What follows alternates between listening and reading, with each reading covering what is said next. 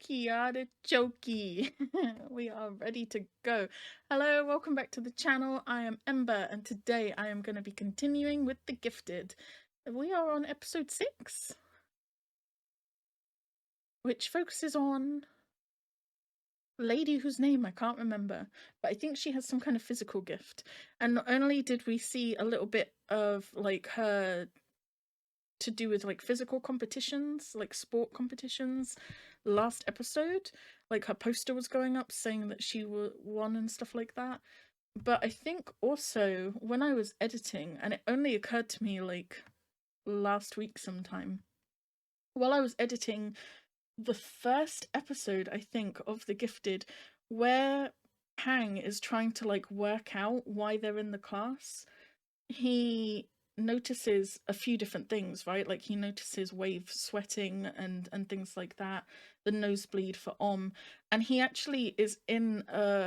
some part of the school where he sees a girl get knocked against a locker and she like damages the locker even though there's like really heavy weights in there. And I think that that's her, and I didn't make the connection before that's her. So I think she got some super strength or something. I don't know. She got like loads of heavy weights in her locker. So let's go into it, and we're just gonna... It's difficult to judge the volume with this because the actual show is way louder than the intro. Let's go into it and see what's going on. Do we have subtitles? Yes, we do. See, it's so much louder. What the fuck? That's the bit I was on about, the weights in the locker. Limited to sports.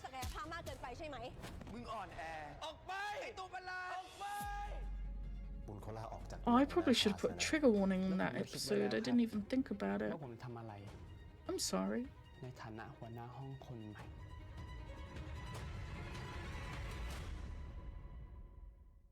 He says it's limited to sports, but if it's a physical ability, it probably has other applications, right?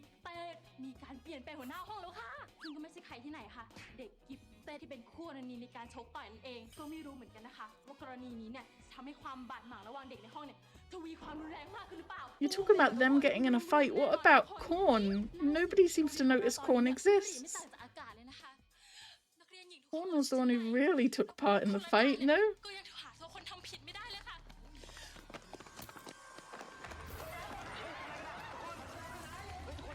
Oh yeah, preview looked like some zombie apocalypse type thing, no?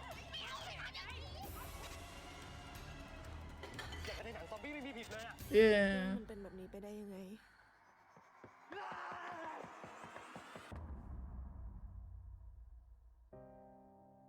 Well, interesting. Someone did say actually that because I was talking about that the only person who doesn't seem to have any negatives from his gift is Wave, which objectively makes it the strongest power at the moment. Someone was saying that actually it does drain him. We just don't see that very much because he's not kind of the focus. But like one of the reasons why he was sweating was because he gets drained quite easily, and when he gets pushed over in that first fight scene, he kind of basically passes out almost immediately. So he is weaker. It's just that we don't really see too much of it. Even though I don't know, because if you think about how often we see him use it, it's like he's always kind of tapped into stuff, right? And keeping an eye on things. So even then, he can still use it a whole bunch more than the others can use theirs without kind of anywhere near as strong of a side effect. So I still think he's doing okay. He's pretty powerful at the moment.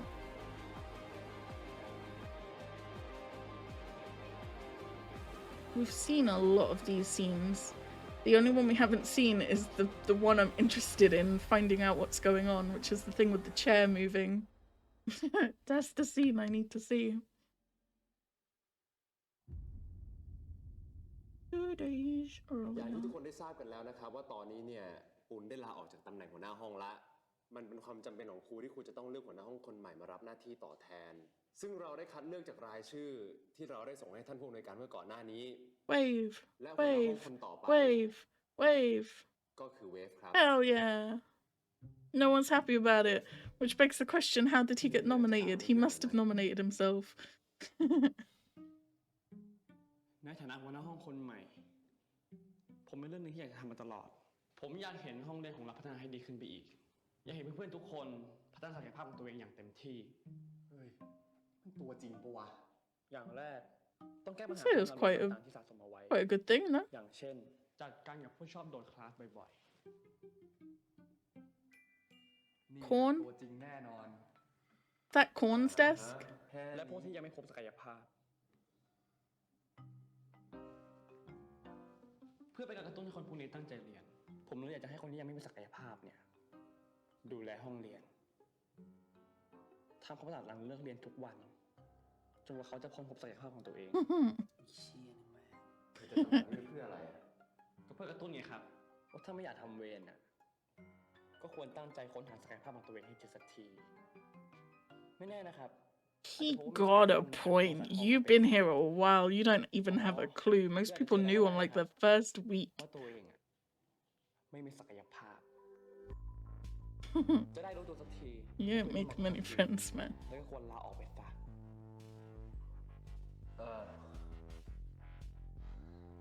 ถ้าเกิดเธอคิดว่าวิธีนี้จะทำให้เพื่อนๆเนี่ยได้พัฒนาศักยภาพกันแล้วก็ลองดูก็ได้ You should be working on finding out your potential. The rest of us want to know. I don't agree with the stuff about Korn, though. Korn got the shit kicked out of him. Helping you, by the way. I don't know if you should be so hard on him not being in class right now. Especially since the person who attacked him is in that same class, no?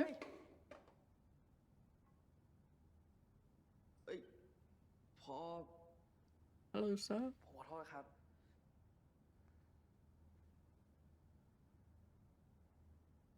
ตอนรับครูซะอบอุ่นเลยนะ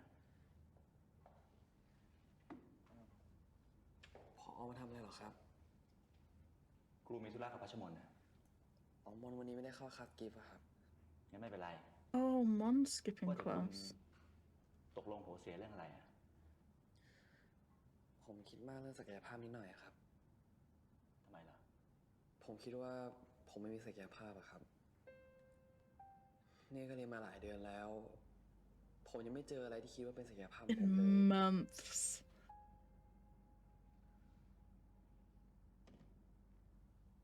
I don't know though, you've had some freaky behavior, no? ใจคุณนะปาวเรศแต่เวลาของแต่ละคนมีไม่เท่ากันหรอกนะการที่คุณไม่เจอศักยภาพในวันนี้ Who was that? ไม่ได้หมายความว่าคุณไม่มีศักยภาพซะหน่อยบางทีความยากลำบากในการได้เจอศักยภาพมันอาจจะทำให้ศักยภาพของคุณนั้นยิ่งใหญ่กว่าคนอื่นก็ได้ Well, that's very nice of you. แต่ยังไงผมยังไม่แน่ใจอยู่ดีใจเย็นๆผมว่าคุณอาจจะจดจ่อกับมันมากเกินไปก็ได้คุณลองทำในสิ่งที่คุณไม่เคยทำหรือไม่ก็ลองคุยกับเพื่อนที่คุณไม่ค่อยได้คุยคุณอาจจะเข้าใจมากขึ้นก็ได้นะพอหมายความว่าไงครับ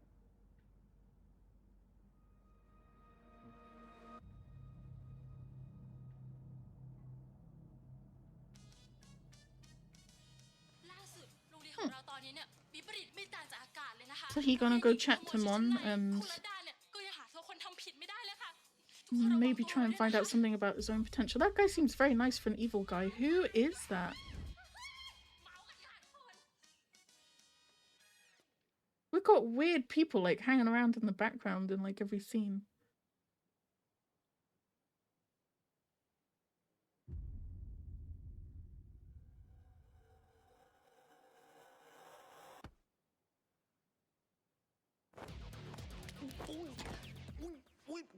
Điều điều bơi con ตกใจหมดมาหาเรามีอะไรเนี่ยผอให้เอาเอกสารมาให้อ่ะ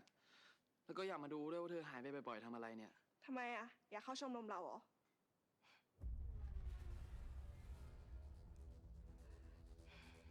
ฉันให้นายทำ3 อย่าง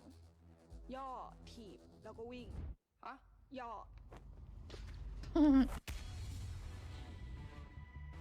Kick. ถีบ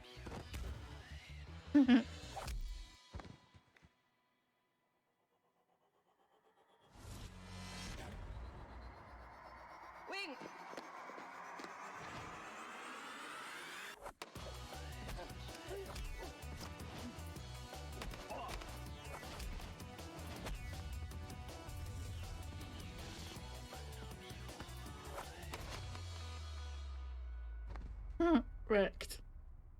What's going on? Is this your club, or are these people actually trying to hurt you?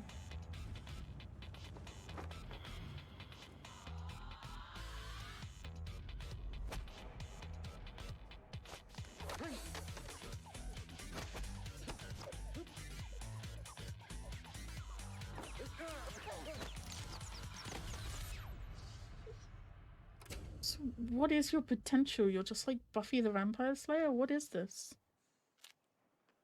You can just kick people's asses really easily? โอ๊ยแตกแล้ว เล่นอะไรกันเนี่ย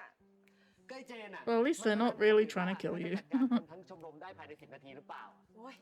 ยังไม่ถึง10 นาทีเลยค่ะเหนื่อยไม่ออกเลยน่ะ ถ้างั้นก็อย่างที่ตกลงกันไว้นะ ทุกคนวันเนี้ยไอ้เจนเคลียร์ลงยิมเว้ย ยินดีด้วยนะมึง เดี๋ยวหยุดเล่นบ้าอะไรกันเนี่ย ถ้าเกิดยั้งมือไม่ทันเตะใครตายขึ้นมาทำไงเนี่ย ใจเย็นก่อนอ่ะเอาวันนี้ไปกินให้หายหัวร้อนก่อนไป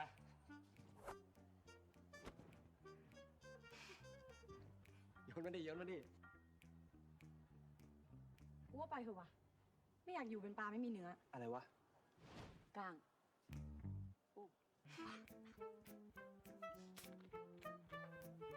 Okay, you just leave him Pang sitting on the floor while you have your sponsor moment.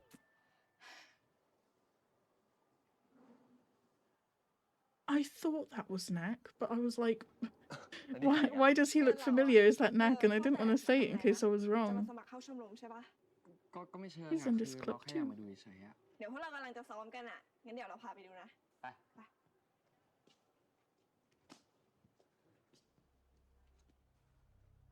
แป้ง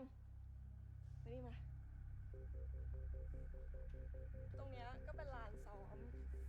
ส่วนตรงนู้นน่ะ Knack's still not talking to รายชื่อ him คนที่จะไปแข่งกีฬาเยาวชนน่ะ like he was เจน told. น่ะ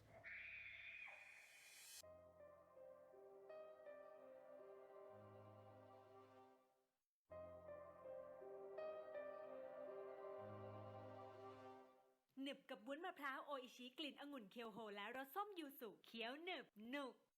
Clean and Clear เจลใสล้างหน้าสำหรับวัยรุ่น I feel like I need more clarification on what her gift is, because right now it just seems like she's kicking people's asses. It's like, are you particularly skilled at one particular area of fighting, or all of them, or are you just strong? But then that wouldn't explain เป็นถึงประธาน the ชมรม skill มึงแพ้ผู้หญิงเหรอเนี่ย with everything อ้าวแล้วมึง else. ล้มบนได้ปะล่ะ อย่างน้อยกูก็เจ๋งกว่ามึงแล้วกันแหละ I don't know.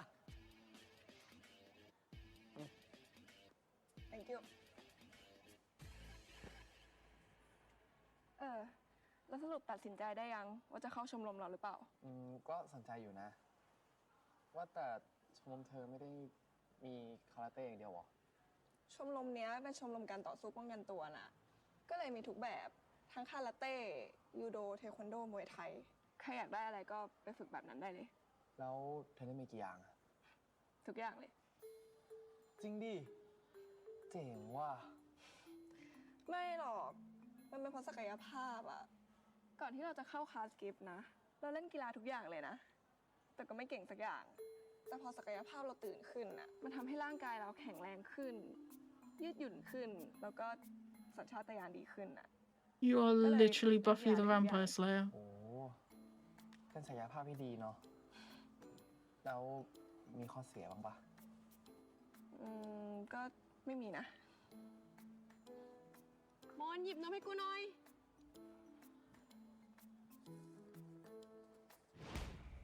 โอ้ยนี่โยนแรงจริงเลยวู้ ดูเธอสนิทกับเพื่อนในชมรม Well, it ดี has เนาะ practical applications, right? She could be like an Olympian and ป stuff. กติเราไม่ค่อยเห็นเด็กกิฟต์สนิทกับคนอื่นในโรงเรียนเท่าไหร่อ่ะ คงเป็นเพราะชมรมนี้ด้วยละมั้ง จริงๆ เราก็ไม่เคยคิดนะ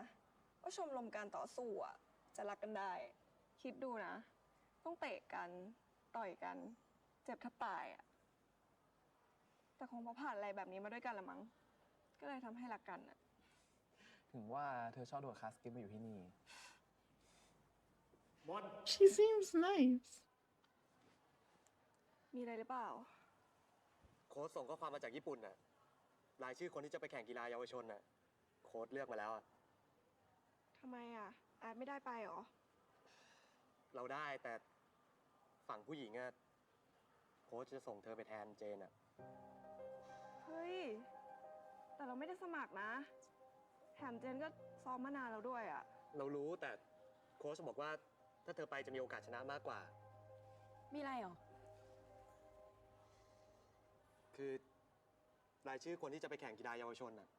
ฝั่งผู้หญิงโค้ชส่งชื่อมนไปอะ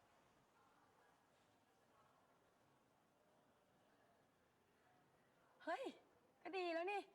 โค้ชเขาคงรู้แหละว่า ถ้ามนไปยังไงก็ต้องชนะแน่ๆอะ แต่แกอุตส่าห์ซ้อมไง โอ้ยแก เราทีมเดียวกันนะเว้ย แกชนะก็เหมือนเราชนะนั่นแหละ เตะมันให้ตายไปเลย People in แต่ this ว่าถ้า club วิชา seem แพ้มี nice. แชมป์ติดไม้ติดมือมาบ้าง I prefer this club to the drama club. กดแขนให้มนหน่อยเว้ย Oh, they're all so sweet. พอไปแข่งกีฬาเยาวชนไม่ได้ไปแข่งกีฬาโอลิมปิก ไม่ต้องเชียร์ขนาดนี้ก็ได้ โอเคงั้นเอาอย่างนี้นะทุกคน เดี๋ยววันอาทิตย์นี้เราจะมีซ้อมเก็บตัวกัน ใครที่ได้ไปแข่งก็ขอให้พยายามเต็มที่ ส่วนใครที่ไม่ได้ก็ขอให้ซัพพอร์ตเพื่อนนะ ปีนี้เหรอเว้ย พวกเราจะต้องเป็นเจ้าเหรียญทองเว้ย มา Cute. ดีนะเว้ย เฮ้ยอันนี้คือรักด้วย โอ้ย ไม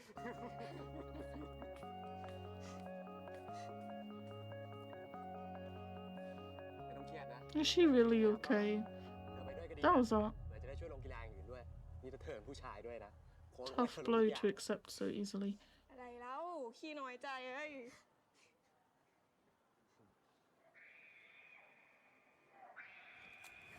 เฮ้ย เฮ้ย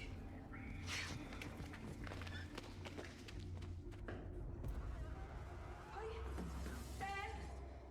เมื่อกี้เสียงแกปะวะ ใครทำอะไรแกวะ เจนแกเป็นไรวะ มึงอย่ามายุ่งกับกูเจน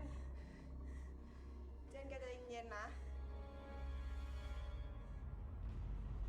เจน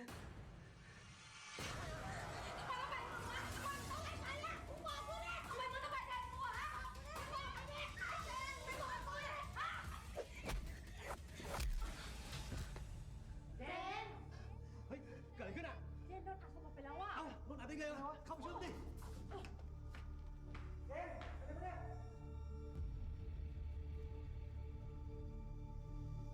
The fuck is going on, man? ได้ไหมคะ ไม่ทันเห็น Who is that dude walking around and how is he turning people into like weird มันไหม emotional ได้ zombies? นะ เฮ้ยลงไหนขอทางไหน อาร์ตเกิดอะไรขึ้นอ่ะ ใครเป็นอะไร ไม่มีอะไร แค่อุบัติเหตุนิดหน่อยอ่ะ สลบเนี่ยนะนิดหน่อย อาร์ต ก็บอกว่านิดหน่อยไง เพื่อนเจ็บอยู่ด้วยก้อย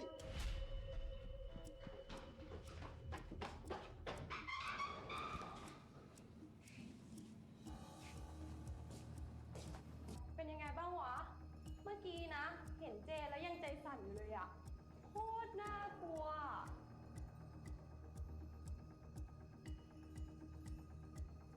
ใช่ไหมจู่ๆก็คลั่งขึ้นมา Responses come up at the weirdest times. ไอเจนอะข้างเหมือนซอมบี้ในหนังที่เคยดูเลย น่ากลัวมาก ไม่เคยเห็นมาก่อนอะกูว่าช่วงเนี้ยชมรมเราแม่งมีแต่เรื่องแปลกๆว่ะมึงว่าไหมข้างในคนในชมรมแม่งก็ชอบหายว่าน่ากลัวบอกมึงเนาะมึงแป๊บนึงนะเที่ยวก่อนคุยนานแล้วเห็นไหม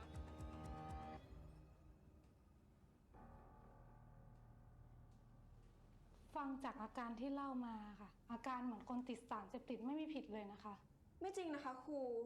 คนเล่นกีฬาทุกวันอย่างเจนเนี่ยนะคะ จะติดยา ใช่ครับ พวกเราอยู่กับเจนตลอด เจนไม่มีทางทำแบบนั้นหรอกครับ รู้ได้ไง เธออยู่กับเขาตลอด 24 ชั่วโมงเหรอ คือ แล้วถ้าเขาไม่ได้เสพเอง แต่มีคนมอมเขาล่ะครับ อาการจะเป็นเหมือนกันหรือเปล่า ทำไม รู้อะไรมา เปล่าครับ ผมแค่สงสัยเฉย ผมว่าตอนนี้อย่าเพิ่งด่วนสรุปเลยดีกว่าครับ รอให้เด็กฟื้นก่อน แล้วพาไปตรวจร่างกายอย่างละเอียดอีกสักรอบดีกว่า เรื่องนี้คงต้องใช้เวลาในการตรวจสอบอีกสักพักนะครับ เอาเป็นว่าช่วงนี้เนี่ย พวกเธอต้องระมัดระวังตัวให้มากๆแล้วกันนะ แล้วเรื่องเก็บตัววันอาทิตย์นี้ล่ะครับ โค้ชก็ไม่อยู่ด้วย ไม่เป็นไร เดี๋ยวเรื่องนี้ฉันจะจัดการเอง ไม่ หนูหมายถึงว่าไม่เป็นไรค่ะครู No one likes you, lady. ชมรมเองได้ค่ะ ใช่ครับ ไม่ได้หรอก ถ้าขืนปล่อยให้พวกเธอจัดการเอง มันก็คงจะวุ่นวายกว่านี้มาก แยกย้ายกันได้แล้ว คนเจ็บจะได้พักผ่อน And that's why no one likes you, lady. I feel like Pang should go look for this other dude, no? Who's been creepily hanging around. ค่ะครู นี่คือเอกสารตรวจร่างกายของเธอใช่ไหม ใช่ค่ะ ครูขอเก็บไว้ก่อนนะ ค่ะ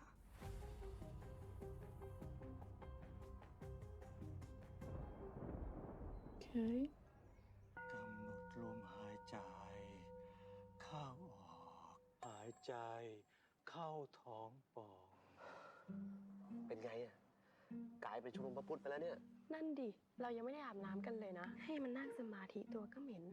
เนี่ย ถ้าชมรมเรานะเอาอาหารกันทั้งหมดอะเทวดาก็คงช็อกอะ จริงกัน ดีมาก เข้าออก อย่างช้าช้า เป็นกันปะ กำหนดดวงจิต ไว้ที่ปลายจมูก เพ่งดวงจิต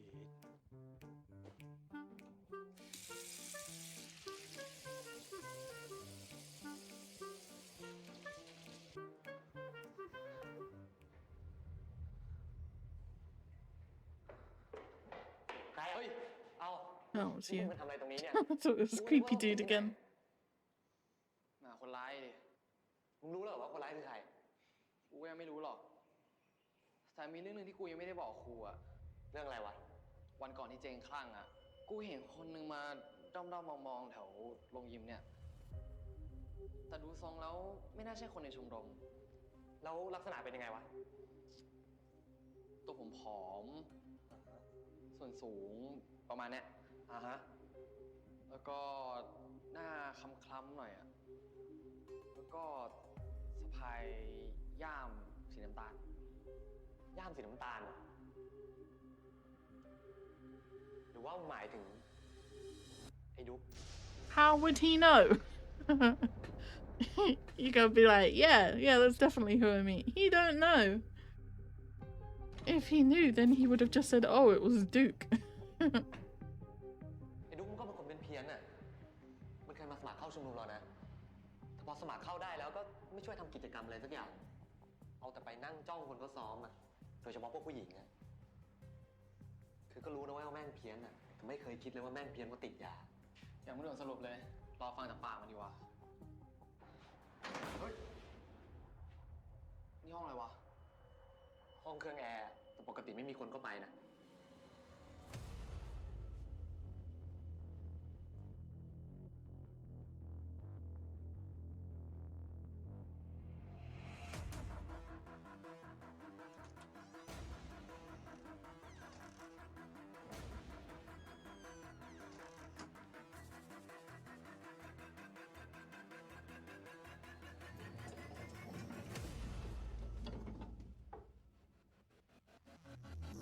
เชี่ย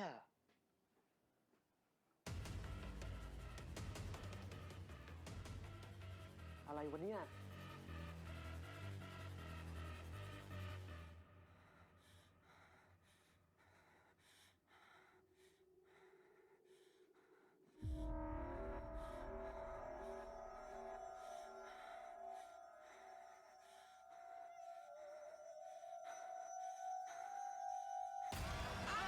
Scared the life out of me, man. เฮ้ย ไอ้ลูกเฮ้ย นี่มันอะไรวะเนี่ย เฮ้ย นี่มันกระเป๋ามนนี่หว่าฮะเอ้า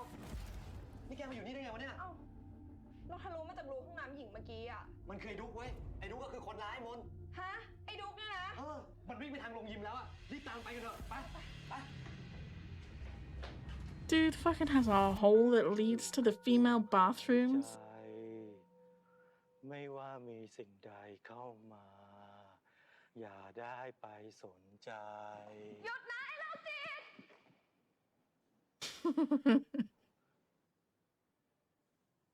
อยู่กับลมหายใจ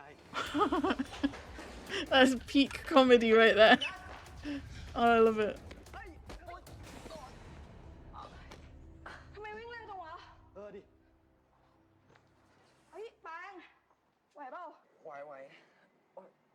พร้าวจะพลิกอะเฮ้ย มาช่วย ค่อยๆ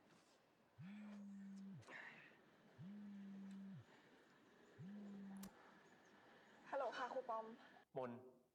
เธออยู่ไหนอะยังซ้อมอยู่หรือเปล่า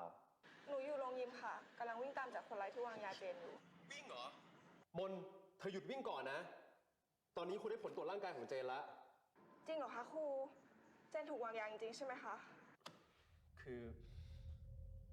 เราพบสารกระตุ้นประสาท ที่ออกฤทธิ์แรงเหมือนยาเสพติดอยู่ในร่างกายของเจนน่ะ เจนถูกวางยาจริงๆด้วย งั้นเดี๋ยวหนูจะรีบไปตามจับมันค่ะ หยุดก่อนมันไม่ใช่อย่างนั้น เพราะว่าครูเจอสารตัวเนี้ยอยู่ในผ้าขนหนูผืนหนึ่งในชมรมของเธอ It's got her sweat on it, right? And then the dude threw it on Jane's head. มันเป็นผลจากศักยภาพของเธอมน เหงื่อของเธอทำให้เจนคุ้มคลั่ง How the fuck does that work? I guess every potential needs to have a downside, and hers can't drain her, because her whole point is that she's super strong, right? And flexible and like kicks ass. So it wouldn't work as a potential if it drained her. So they had to think of like something else to make like a negative effect. But how does that work? Your sweat, like because of your potential, drives people crazy? มึง กูว่าไม่มีอะไรหรอก กลับเถอะ เดี๋ยวดิมึง มันต้องมีดิวะ ไม่งั้นในอาร์ตมันไม่พยายามปกปิดขนาดนี้หรอก ก็มึงดูดิไม่เห็นมีอะไรเลยอะ เธอสองคนมายุ่งวุ่นวายอะไรแถวนี้เจ๊ก้อยยายมะม่วง หนูไม่ได้วุ่นวายนะคะครู หนูแค่อยากรู้ว่ามันเกิดอะไรขึ้นที่ชมรมป้องกันตัวเมื่อวันก่อนนะคะ อยากรู้เรื่องชาวบ้านเขาไปทั่ว เอาชมรมของตัวเองให้รอดก่อนเถอะ ก็เนี่ยค่ะมันเป็นหน้าที่ของชมรมวารสารที่ต้องสืบเรื่องราวไม่ชอบมาพากลให้คนในโรงเรียนรู้ตามสไตล์อีอะค่ะ เพอเจอเรื่องไม่ชอบมาพากลอะไร ฉันก็ดูแลจัดการชมรมนี้อยู่ ทุกอย่างเรียบร้อยดี ถ้าเรียบร้อยจริงแล้วทำไมหนูถึงเข้าไปไม่ได้คะ เธอสองคนนี้จริงๆเลยนะ She got balls of steel to talk back to that lady though. Good damn.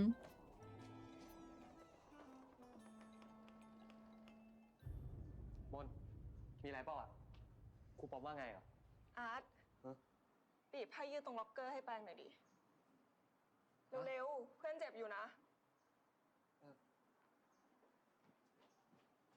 Oh, it's true. Pang's the only one out of the three of them that can know, right? มน เป็นไรเปล่า They're not allowed to talk about it with anyone that's not in the program. ครูปอมบอกว่าจากการตรวจสุขภาพร่างกายเราอะหลังจากที่ศักยภาพเราตื่นขึ้น มันมีฟีโรโมนตัวหนึ่งเพิ่มสูงขึ้นในร่างกายเรา ซึ่งฟีโรโมนตัวเนี้ยมันจะถูกหลั่งออกมาพร้อมกับเหงื่อของเรา Which pheromone exactly is it?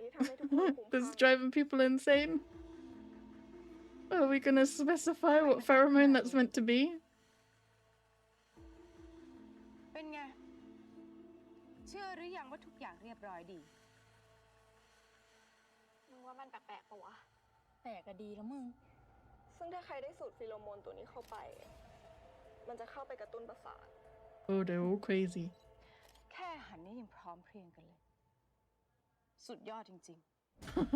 I don't think you understand what is ใน happening. สติ ๆ นี่พวกเธอ ชมไม่ได้เลยนะ กลับไปนั่งที่เดี๋ยวนี้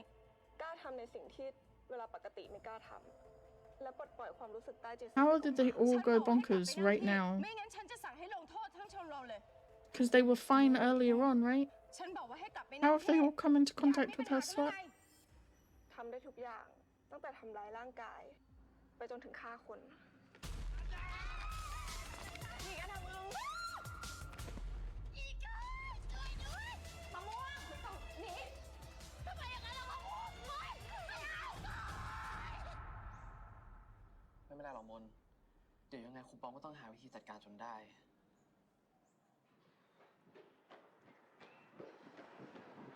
นี่ได้แล้ว ขอบใจนะมาช่วย เฮ้ยลงยิม เฮ้ย ไม่ต้องไปหรอก เดี๋ยวเราจัด you're the problem, though. เฮ้ย เป็นอะไรกันอะทุกคน You probably shouldn't get involved. เฮ้ย ทุกคนเป็นอะไรกันอะอยากกระหนังซอมบี้ไม่ผิดเลยอะไอ้เชี่ยดุก ไม่ใช่หรอก เอ้า ไม่ใช่มันแล้วจะเป็นใครวะ อย่าเพิ่งสนใจเลย ตอนเนี้ยไปช่วยคุณรัตดาก่อน อะไรของแกวะ ไปเถอะ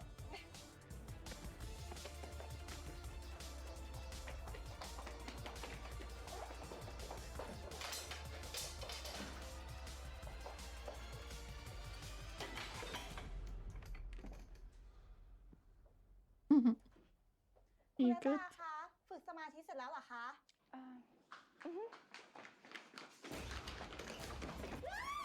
ตายแล้วอะไรกันเนี่ยครูคะเกิดอะไรขึ้นคะเนี่ย เด็กๆเขาอึดอัดเดี๋ยวก็หาย วิทยากรมีวิธีที่จะจัดการ แต่วิทยากรก็เป็นไปด้วยนะคะครู บอกให้หายใจลึกๆทำไมทำไม่ได้กันนะหายใจลึกๆหายใจลึกๆบอกตัวเองก็ได้วะหายใจลึกๆหายใจลึก วิทยากรคราวหน้าไม่เอาแล้วนะ เอาพระจริงเลย You don't seem as bothered about this as you should be. เฮ้ย ทุกคนเป็นอะไรกันวะไอเอ็มพี่ดอมเป็นอะไรวะ เฮ้ย อีนั่นมันมาแล้วว่ะ เฮ้ย ตัวซวยมันอยู่ตรงนี้ Damn, it makes them hate you. กูเกลียดอีมอนออกไป กูอยากให้มึงตายมึงแย่งทุกอย่างของกูอีตัวซวย ออกไป เฮ้ยท่าไปดีแล้วว่ะมนพวกมันเข้ามาแล้วด้วยมน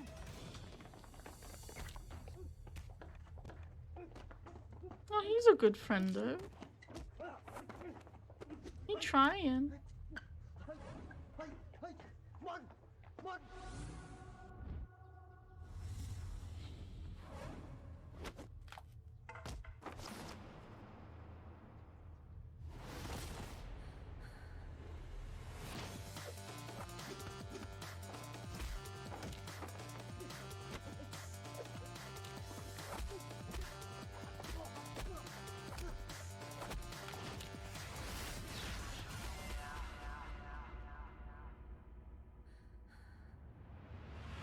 You do kick ass, don't get me wrong.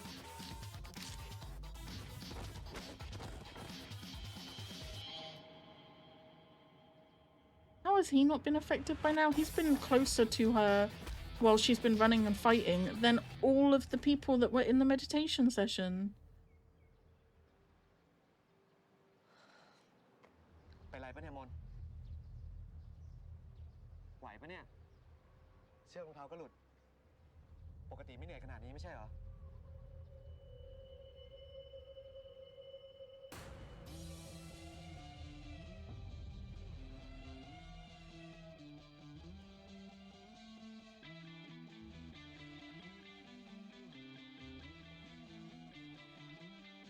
มนไม่ว่ามันคืออะไรอ่ะ แกต้องปล่อยมันไปก่อน ไม่งั้นเราซวยกันหมดแน่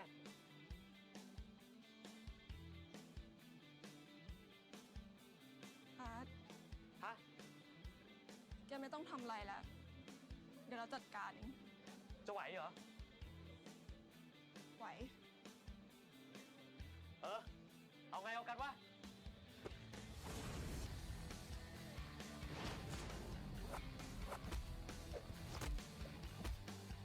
Damn.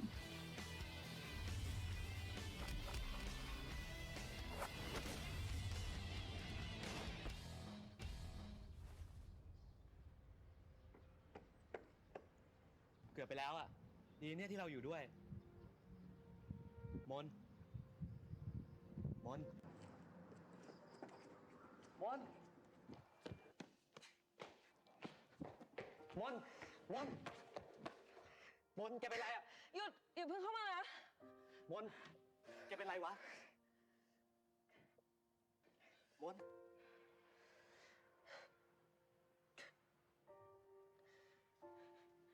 ทุกคนในชมรมเกลียดเราใช่ไหม คิดมากนะ ทุกคนแค่โดนยาของไอ้นุก็เลยเป็นแบบนี้ เดี๋ยวพอพวกมันได้สติกันน่ะ ทุกอย่างก็กลับมาเป็นเหมือนเดิมเองแหละ แกล้งทำมันชอบเราเหมือนเดิมเนี่ยนะ แล้วยังไงวะ ใครเขาจะแกล้งชอบแกไปก็ช่างเขาดิ ย อย่างน้อยก็มีเราคนหนึ่งด้วยที่ชอบแกจริงๆอะ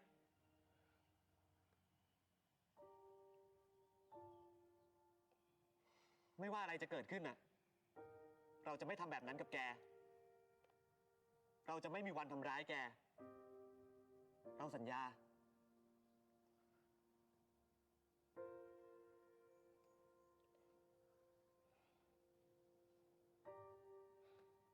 ขอบใจนะ มาเดี๋ยวเช็ดน้ำมูกให้ด้วย ไม่ต้องเลยบ้า น้ำตาไหลหมดเลย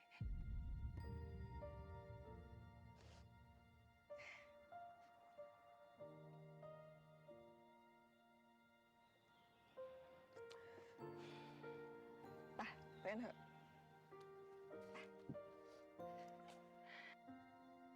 Uh-oh.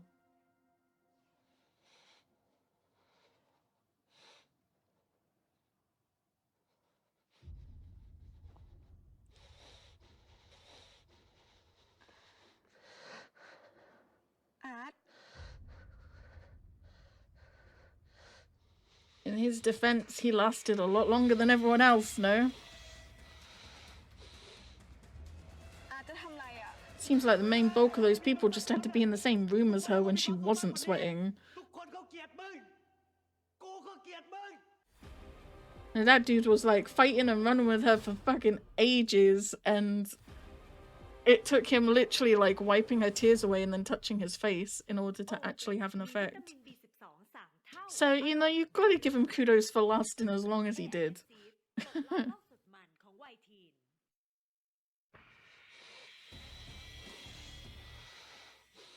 Art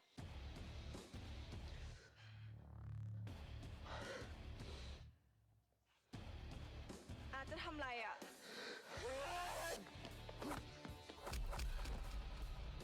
อาร์ตใจเย็นๆก่อนนะไหนอาร์ตบอกอาร์ตจะไม่เกลียดเราไงแกมันเป็นไม่เกลียดตั้งหากล่ะ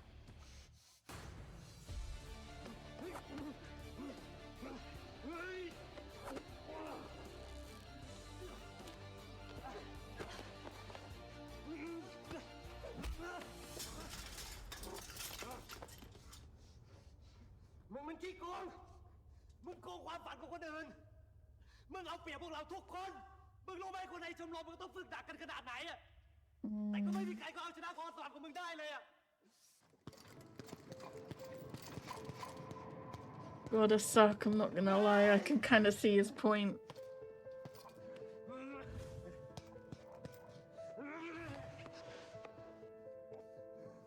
อีกแล้ว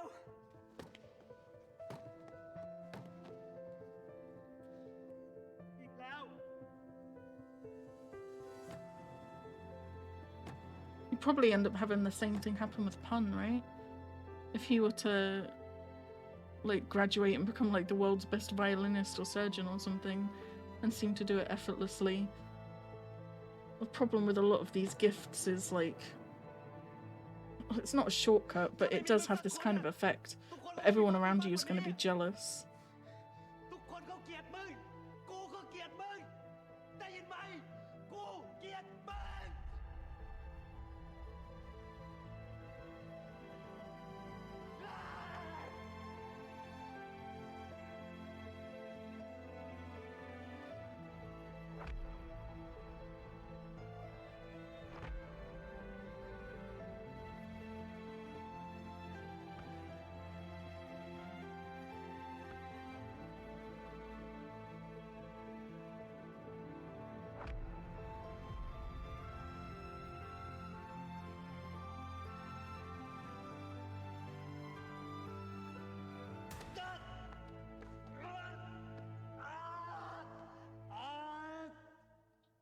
อีกแล้วมันอย่างนี้อีกแล้วแต่ว่ายิ่งซ้อมยิ่งเก่งไงแต่ว่ายิ่งฝึกยิ่งเก่งไงวะ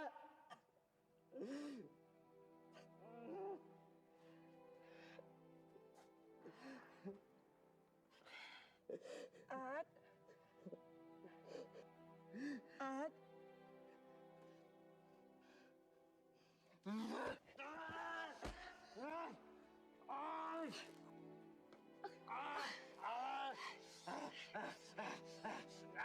อย่างน้อยก็มีเราคนหนึ่งนะเว้ยที่ชอบแกจริงๆอะ ไม่ว่าอะไรจะเกิดขึ้นน่ะเราจะไม่มีวันทำร้ายแกเราสัญญา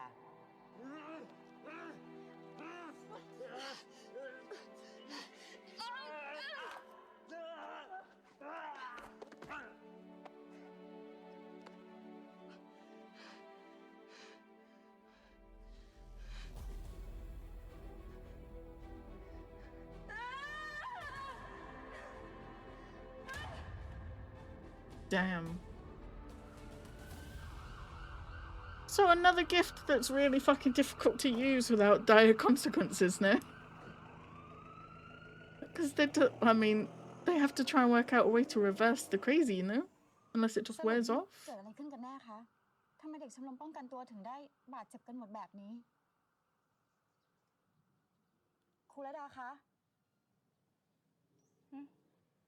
แล้วแบบนี้การแข่งขันสัปดาห์หน้าไม่ต้องยกเลิกเหรอคะเรื่องยกเลิกแข่งขันมันยังน้อยไปจริงๆแล้วควรยุบชมรมนี้ไปเลยซะด้วยซ้ำ ฟีโรโมนตัวนี้เนี่ยมันไม่ได้ออกมาจากแค่เหงื่อของเธอแต่ว่ามันออกมาจากสารคัดหลั่งทุกอย่างในร่างกายของเธอเลยมนแบบนี้แล้วเธอจะยังไงต่อดีล่ะ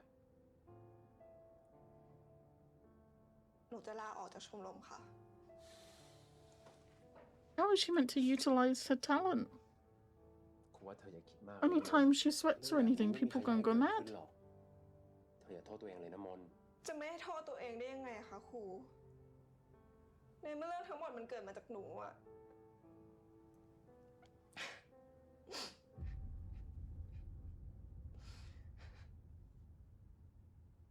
You again. ก่อนจะทำแผลใช่ไหม ครับ เดี๋ยวไปรอครูที่ห้องพยาบาลนะเดี๋ยวครูตามไป Hi, Corn. สรุปมีเด็กที่บาดเจ็บทั้งหมด19คนนะคะเป็นชมรมวารสาร1คนแล้วก็ชมรมป้องกันตัว18คนค่ะชมรมป้องกันตัว18คนเหรอหายไปไหนคนหนึ่งอะ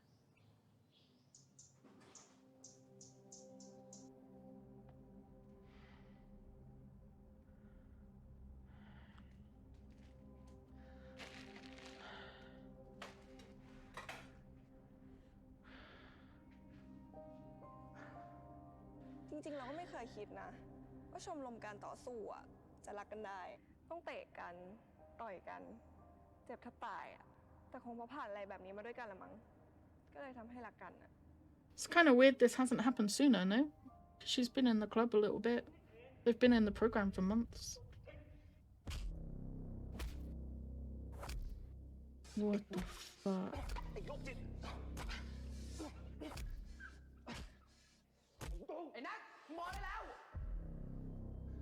Are you gonna talk to him? นัทพอดิไอ้นัทมึงหยุดมึงมีอะไรคุยกันดีๆไม่ได้เหรอวะ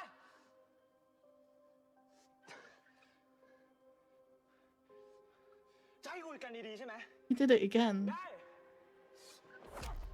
Oh, okay. Not what he asked for. He did it again, no? กูว่าข้างแบบพวกมันแหละกูข้างที่มึงมาทำลายชมรมกูไงนี่ถ้ากูไม่ตามไอ้อาร์ตออกไปนะป่านนี้กูเป็นแบบไอ้พวกนั้นแล้วแต่ถึงมันต่อยให้มันตายยังไงอะชมรมมันก็ไม่กลับมาอยู่ดีก็ไงถึงกูต่อยให้มันตายชมรมก็ไม่กลับมาอยู่ดีเพราะว่าต้นเหตุอะก็คือมึงไงทุกอย่างเป็นอุบัติเหตุนะเว้ยพวกกูไม่ได้อยากให้เป็นแบบนี้เลยมึงนี่มันตอแหลเก่งเหมือนเดิมเลยนะชมรมของกูก็อยู่กันดีๆพอมึงเข้ามาเท่านั้นแหละมันก็ชิบหายไปหมดเลยมึงก็มาเสียใจเรื่องนี้อยู่คนเดียวเหรอมอนเองก็เสียใจกูเองก็เสียใจมึงเสียใจทำไมวะทั้งที่มึงก็อยากทำลายชีวิตกูอยู่แล้วนี่คนอย่างมึงอะไปอยู่ที่ไหนมันก็ชิบหายหมดนั่นแหละไอ้เหี้ย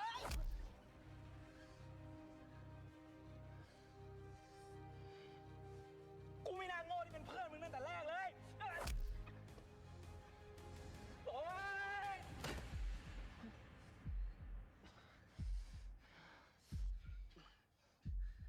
ถ้าในหัวมึงคิดได้แต่เรื่องว่ากูจะทำลายชีวิตมึงอะมึงเอาหัวโขกเสาให้ตายไปเลยไป Oh no. Don't do that.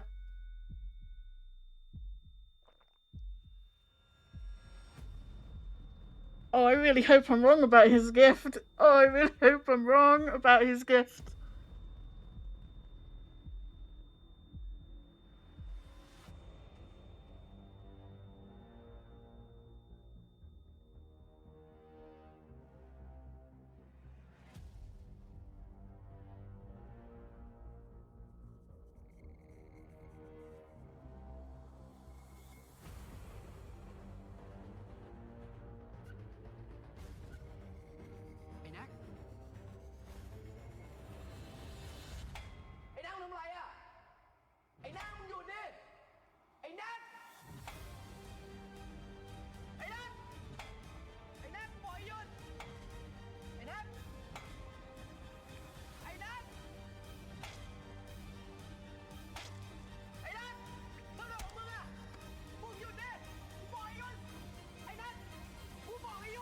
Thank God.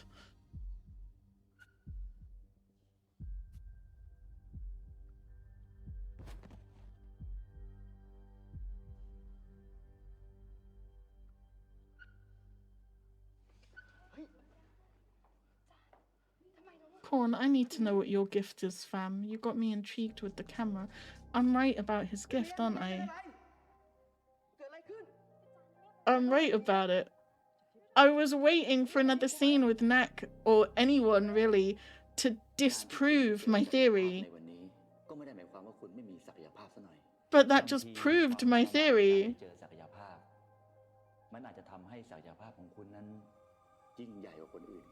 I have to be right.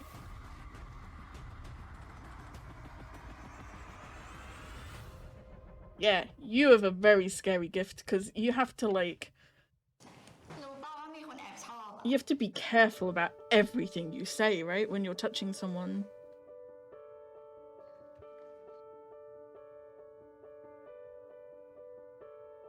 These two, really? ครูไม่ใช่ครูหัวโบราณนะก่อนเธอจะมีแฟนครูไม่เคยว่าเลยนะแต่ตอนนี้รู้หน่อยได้ไหมว่าอะไรสำคัญที่สุดอะคนที่จะกำหนดว่าสิ่งไหนสำคัญหรือไม่สำคัญในชีวิตผมเนี่ยคือตัวผมเองนะครับ Aww,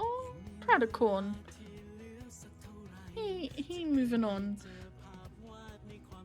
So I'm right about Pang, though. We had the scene in like episode 1 or 2, whenever it was, where he fights with Nak and he grabs him and he tells him never to talk to him again. And every single time we've seen him since, he doesn't say a word, including this episode. As soon as I realised Nak was in the club and we were going to see more of him, I was like, right, I'm going to pay attention and see if he says a single word to Pang. And he doesn't. Not the whole time since Pang told him not to talk to him. Then you had in episode like 3 or whenever it was, Namtang's mother. He grabs her, he's like, I want her to stay, like, please let her stay. The mother immediately agrees. And then in this, Nak doesn't say a word to him until Pang grabs him and is like, let's talk it out, like, talk to me. And as soon as he says that, Nak starts talking to him. And then he grabs him and says, like, go bang your head against a wall until you drop dead. And he's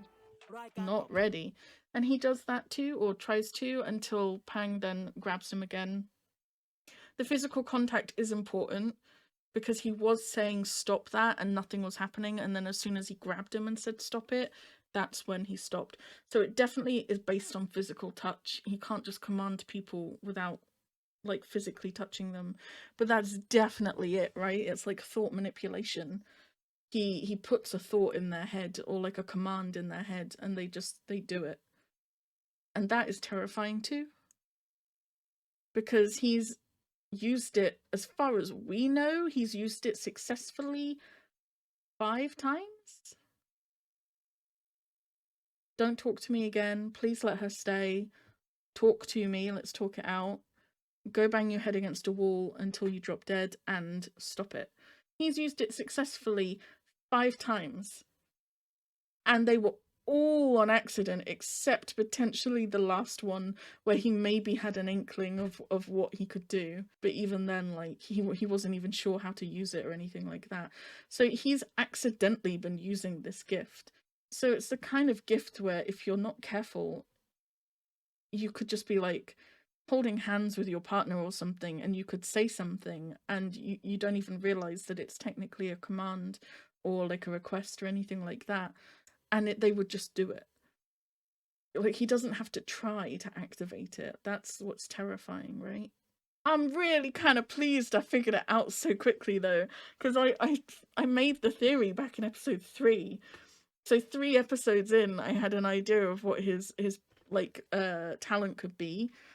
And I was just waiting to be proven wrong. So to be proven right is really, really cool. I'm really happy about that. So it looks like next episode we are focusing on Korn a little bit, and he gonna move on from Claire and get in a new relationship maybe. But maybe that will bring its own challenges. I just want to know what his gift is. But that is it for episode 6. I liked it a lot. I feel bad for Mon because it does kind of render her talent very difficult to use. Not even in the club, just in general. Like, even becoming like I said she could become an Olympian, right? You would have to make sure all of the staff like stay away from your clothes, your towels, your equipment, stuff like that. You couldn't hug people after you've worked out. Things like that. Like, it kind of, I don't know, makes her talent very difficult to use. And again, it's the sort of one that you could use accidentally. It doesn't seem like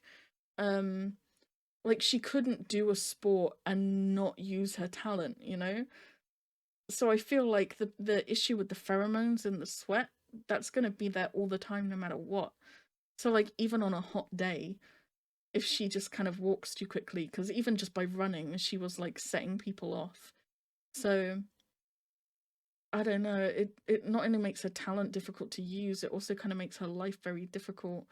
So I'd be interested to get a follow-up on her, on what happens to the people that go mad. Like, does it wear off after an hour or two? Do they need a treatment, like, to counter the pheromones? Is that something that she can access easily to help people that get, like, affected? I want to see kind of what her deal is, how they're going to resolve it, because right now they haven't really resolved the issue that's come up for her. So I don't know. Definitely seems like at the moment, like, we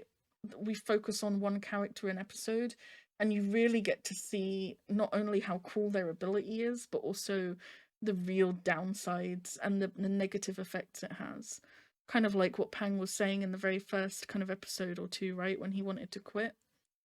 And he was saying like that this has come at like such a high price. There's so many high prices involved with all these different powers. It was a very, very cool series so far though. I'm loving it. I'm gonna watch one more episode. I really want to watch a little bit more about Korn and see how he's getting on. So I'm gonna go into episode 7.